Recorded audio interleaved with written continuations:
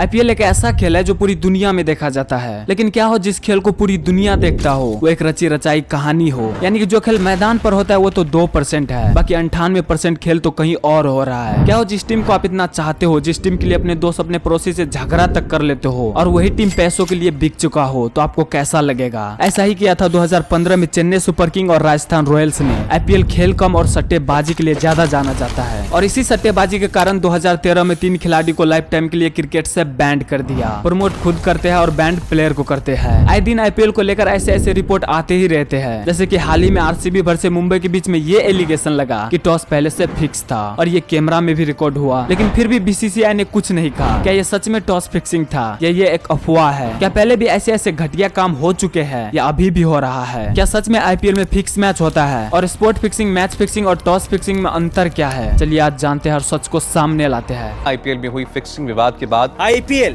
Cricket कम और सट्टेबाजी ज्यादा है। Chennai Super Kings boss Kurunath Mayappan was guilty of spot fixing IPL games. क्या आरसीबी वर्सेस एमआई मैच में टॉस जो था वो फिक्स था? क्या टॉस में बेईमानी हुई थी?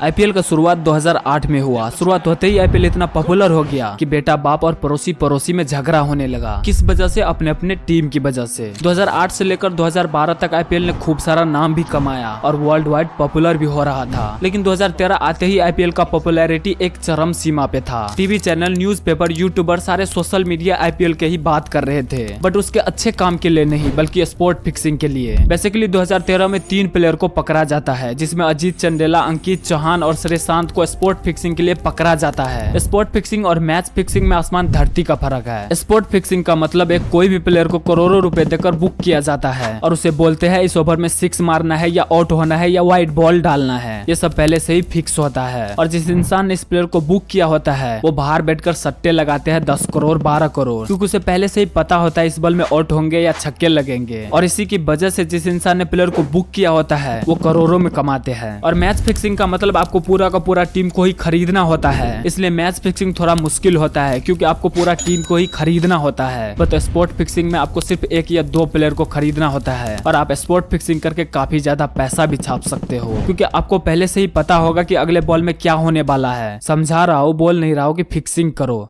इसी स्पोर्ट फिक्सिंग की वजह से इन तीनों को पकड़ा गया था, और बीसीसीआई ने इन तीनों को लाइफ टाइम के लिए सस्पेंड भी कर दिया था। अब बस ये लोग गली क्रिकेट खेल सकता है और कुछ नहीं। यहाँ पर सबसे मेन क्वेश्चन आते हैं, ये लोग फिक्सिंग करते क्यों है? ऑफ कोर्स पैसों के लिए। जब प्लेयर को उसकी फीस से ज्यादा पैसों की लालच दिया जाता है, ऑफ कोर्स वो बहक जाते हैं। लालच तो इंसान की नेचर है, लेकिन सभी प्लेयर लालची नहीं होता। कभी कभी प्लेयर को फिक्सिंग के लिए ब्लैकमेल भी किया जाता है। Kanodia, he's quick, perhaps one of India's fastest, लेकिन करेगा वही जो हम कहेंगे।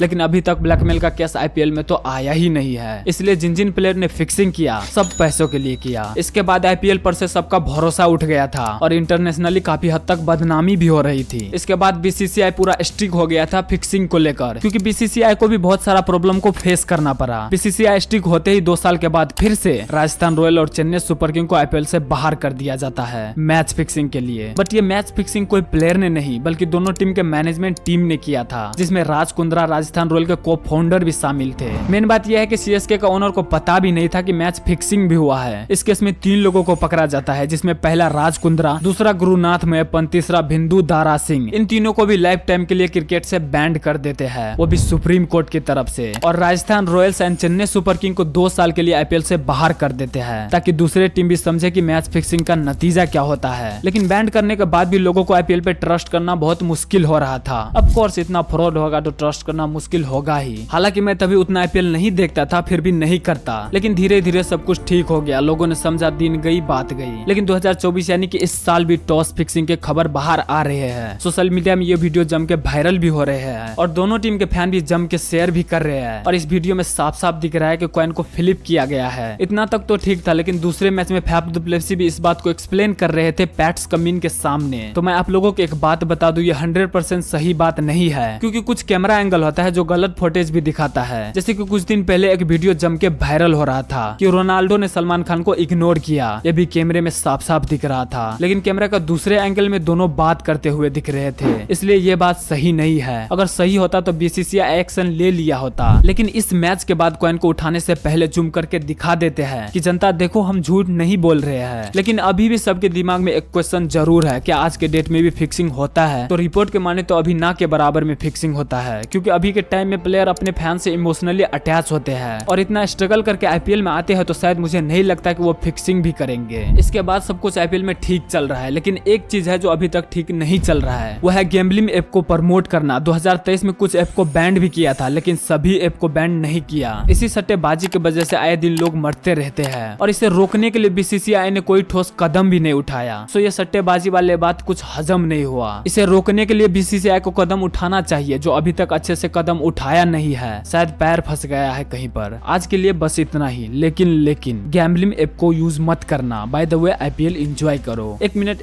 इस टॉपिक पर वीडियो बनाने के लिए मुझे एक रैंडम सब्सक्राइबर लोकेंद्र ऑफिशियल ने बोला था। So thank you so much bro. अगर आपके दिमाग में भी ऐसे आइडिया आते रहते हैं तो उसे वेस्ट मत करो, हमें बता दिया करो, कुछ गरीबों का भला भी हो जाएगा।